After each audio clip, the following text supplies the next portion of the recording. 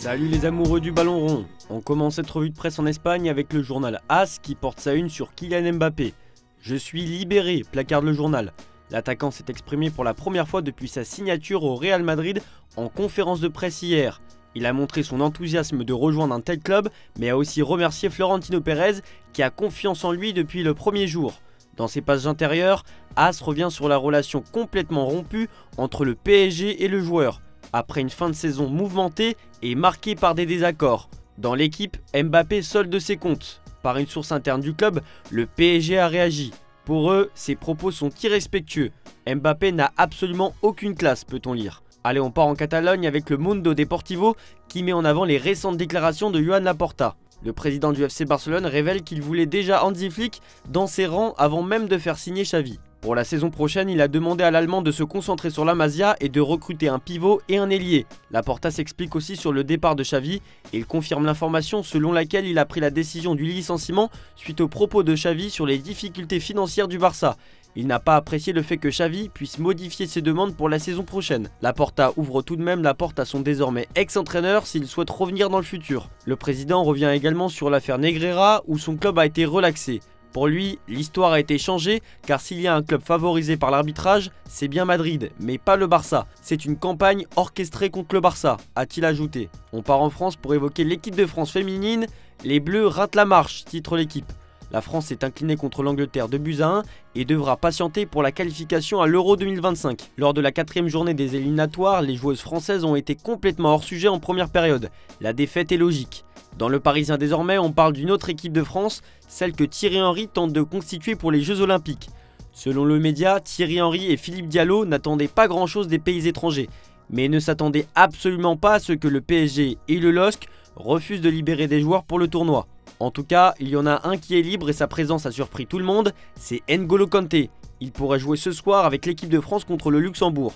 Un premier test pour ce joueur qui aurait retrouvé toutes ses capacités de récupération. Avec la blessure d'Aurélien Tchouaméni, il pourrait être titulaire contre l'Autriche à l'Euro. On part direction le Portugal avec la sélection de Roberto Martinez qui prépare bien son Euro puisque ses joueurs sont sortis vainqueurs de leur confrontation face à la Finlande. 4-2 pour les coéquipiers de Cristiano Ronaldo. Record met Bruno Fernandes à l'honneur, auteur d'un doublé. Le Portugal a été l'un des grands artisans de la victoire portugaise. Si l'actu se centre petit à petit sur les sélections nationales, on parle toujours de celle des clubs. Sergio Conceição a laissé sur les réseaux sociaux un message qui marque la fin d'un cycle au FC Porto qui a commencé il y a plus de 30 ans. Je suivrai de loin Porto, mais de près dans mon cœur, a-t-il déclaré. Allez, on part en Italie où la récente nomination de Marotta à la tête de l'Inter a fait réagir. L'Inter de Marotta, titre la Gazzetta dello Sport. Le nouveau président va prioriser les contrats qui doivent être renouvelés au sein de l'effectif. Il s'est aussi fixé l'objectif de rajeunir l'équipe pour la saison prochaine tout en conservant de la compétitivité. Dans le journal au papier rose, on évoque aussi le triste match nul 0-0 entre l'Italie et la Turquie hier soir. Le football promis par Spalletti n'a pas été aperçu, écrit le journal qui parle d'une rencontre avec peu d'idées et peu d'occasions. Côté mercato, le Corriere dello Sport annonce qu'un accord a été trouvé pour le prochain entraîneur de Bologne. Vincenzo Italiano devrait succéder à Thiago Motta en partance pour la Juventus de Turin. Selon Sky Sport Italie, plusieurs clubs font les yeux doux à Romelu Lukaku. L'AC Milan mais aussi Chelsea. Naples conserve également un intérêt pour l'attaquant. Le club italien devrait par ailleurs officialiser l'arrivée d'Antonio Conte dans les prochaines heures. On s'intéresse désormais à la presse anglaise, exclusivement tournée sur Manchester City. Le club anglais part en guerre contre la Premier League. Dans le viseur pour avoir potentiellement commis 115 infractions, Manchester City a décidé de contre-attaquer en portant plainte contre le championnat anglais.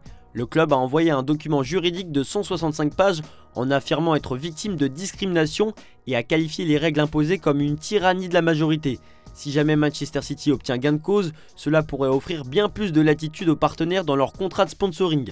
On parle de Kevin De Bruyne désormais qui a laissé entendre qu'il pourrait rejoindre l'Arabie Saoudite. Le Belge a encore 12 mois de contrat et ne ferme pas la porte à une signature en Saudi Pro League. Une fois le moment venu, nous devrons y faire face, a-t-il déclaré.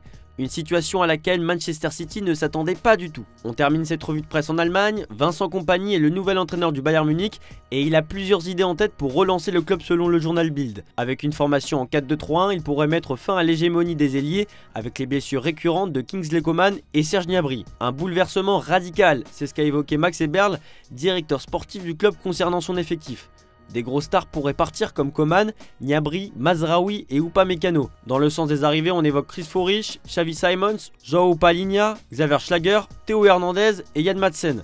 A noter que l'avenir de Joshua Kimmich est toujours incertain. Voilà, c'est tout pour aujourd'hui, bonne journée à tous, merci pour votre fidélité, on se retrouve en fin d'après-midi pour le JT Foot Mercato.